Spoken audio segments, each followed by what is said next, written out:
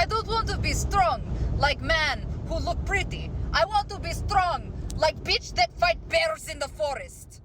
Welcome to another episode of Bitch vs. Bear with your hosts, me, Amber, my bestie, Sydney. Woohoo!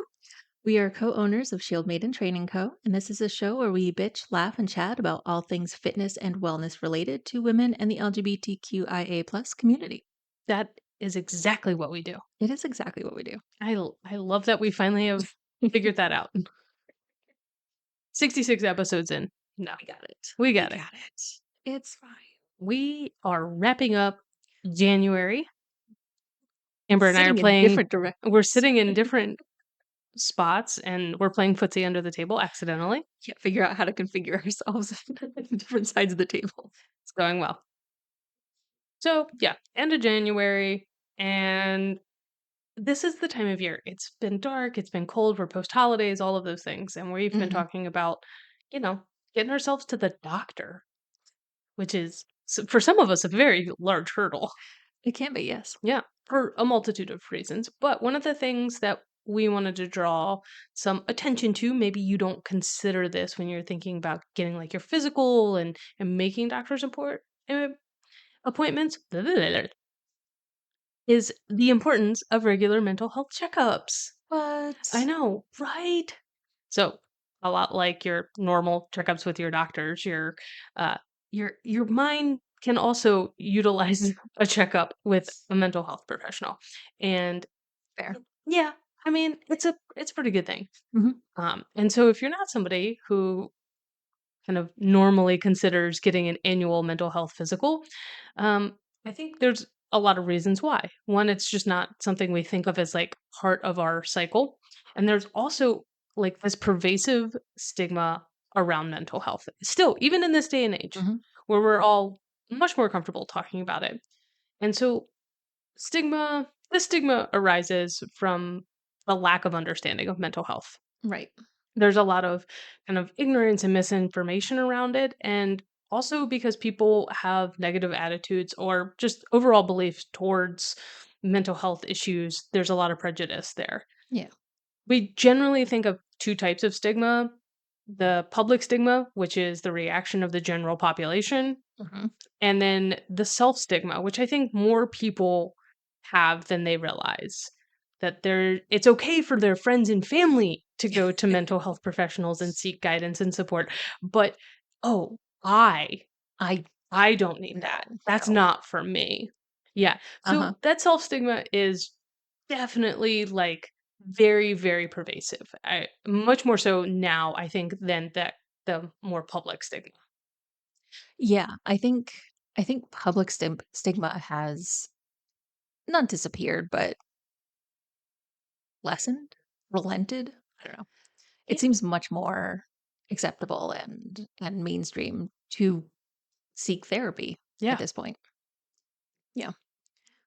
So our doctors approach our annual physical as an annual wellness visit. Our doctors will personalize the appointment based on our medical history and guidelines for our age group, along with our vital signs and other observations from a physical exam. This information helps our doctor determine whether we are at high or low risk for certain illnesses and what tests might be appropriate for us. Similarly, our mental health professionals can allow for early detection of potential issues as well.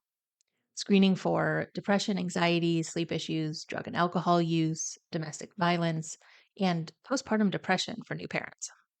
Those are all, I mean, yeah, who I would like somebody to be like, "Hey, there are some warning signs." Right? Like, if you're living it every day, you probably don't recognize behavioral changes and, like, those kinds of things, so Yeah. having an outside perspective to just be like, "Hey, the last time I saw you, things were different. Yeah. What's been going on?" You know? Right? Yeah. I Like if you went into your doctor and had gained 20 pounds or whatever, they would talk to you about that. Yeah, it's like the But scene like, from The Santa Claus when and he's like, yes. "I've gained 15 pounds in a week!"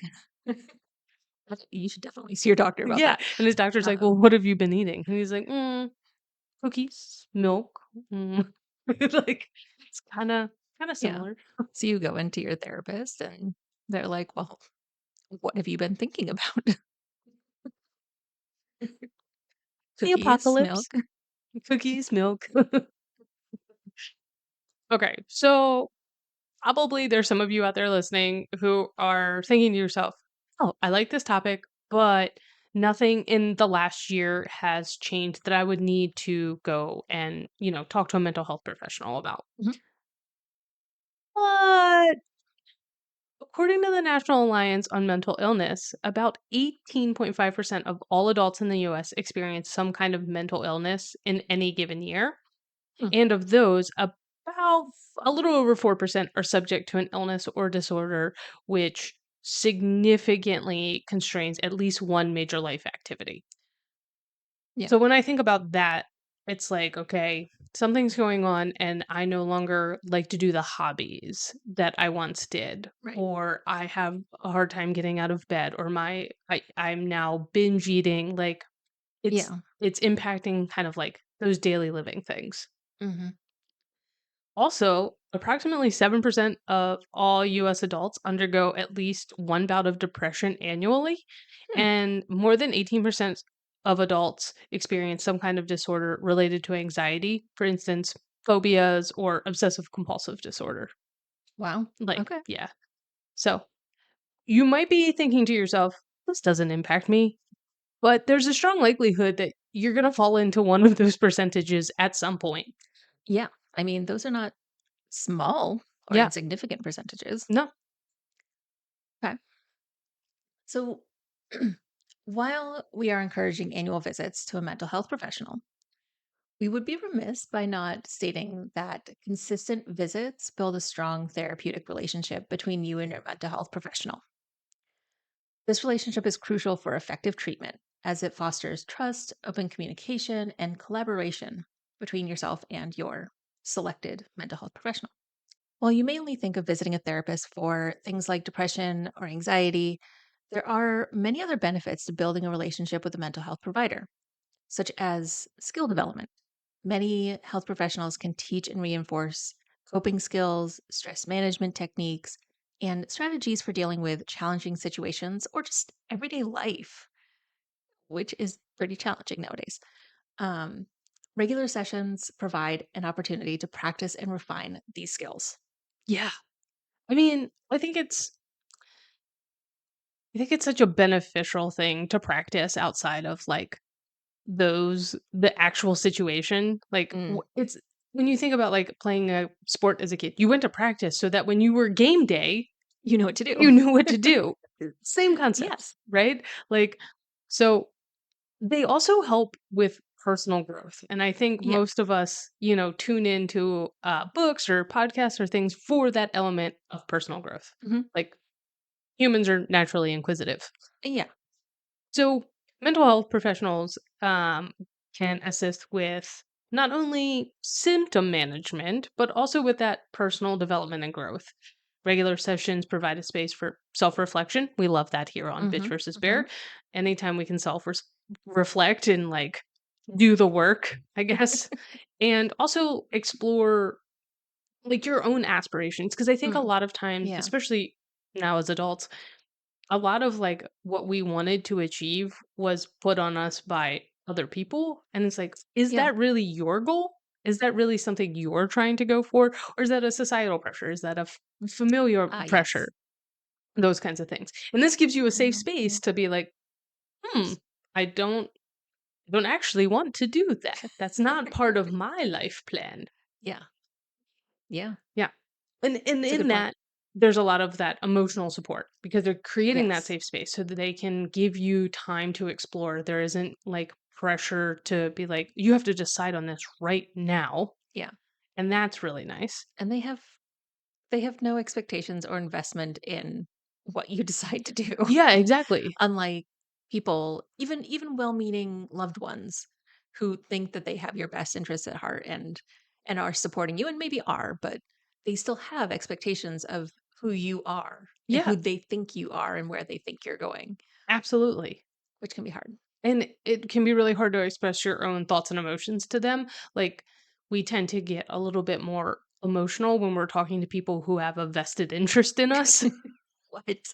I know, right? And so, like, having somebody who doesn't have that same level of vested interest who just is generally like, I want the best for you with Yeah. no other strings attached. You're not involved in my life outside of this. This is my work, can be really invaluable. Yeah. Like they are literally just there to listen and support you Yeah. and help you build the tools that you need to get what you want. It's it's really great. It is great. You can find a good one. I know, right?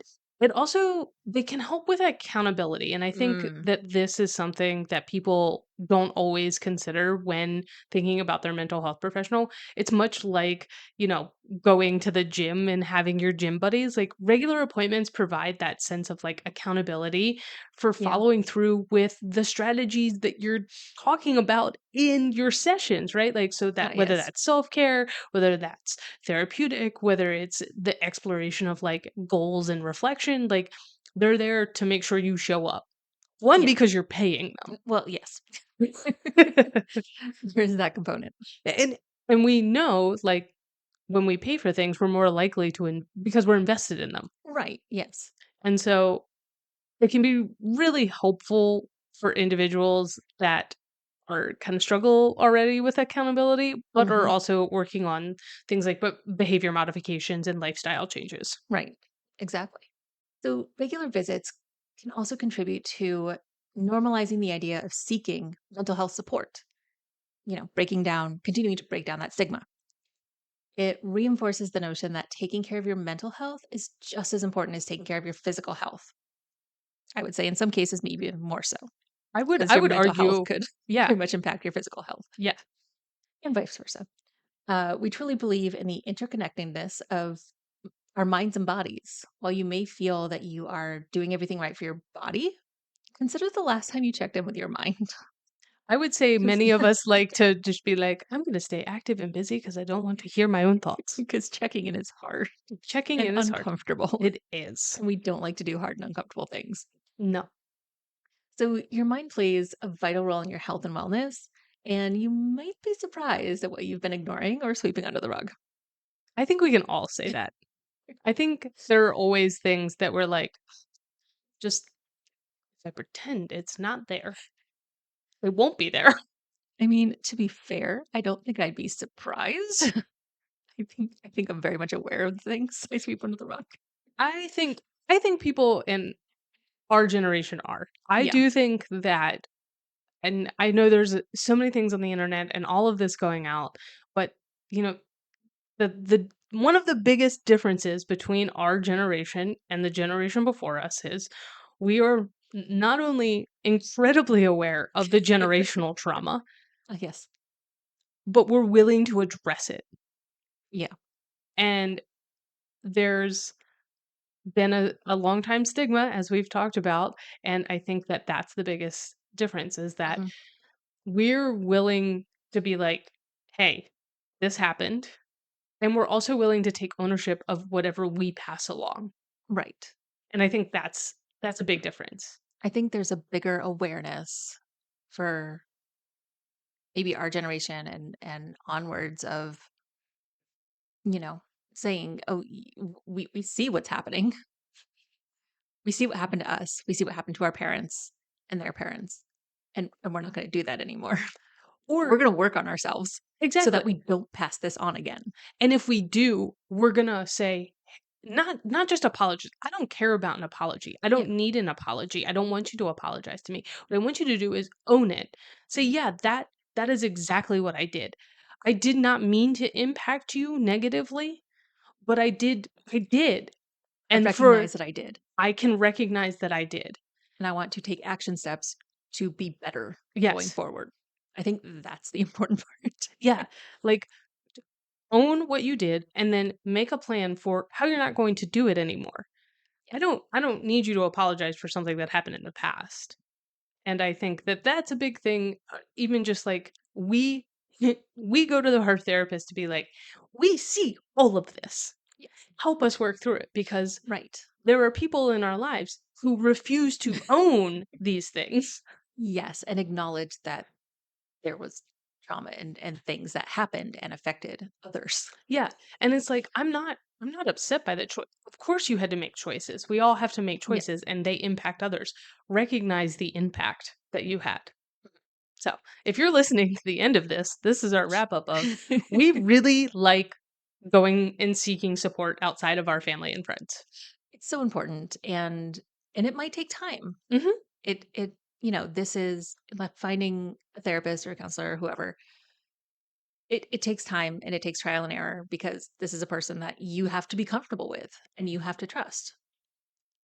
And I can tell you from personal experience, it's not the first, second, third, or fourth person. Or Yeah, it may not be. you have to. It's like finding the right gym. It's like Yeah. finding, and that person might be right for you in a stage of your life, and then Mhm. as things change and you learn and grow and other things happen, you have to find a new person.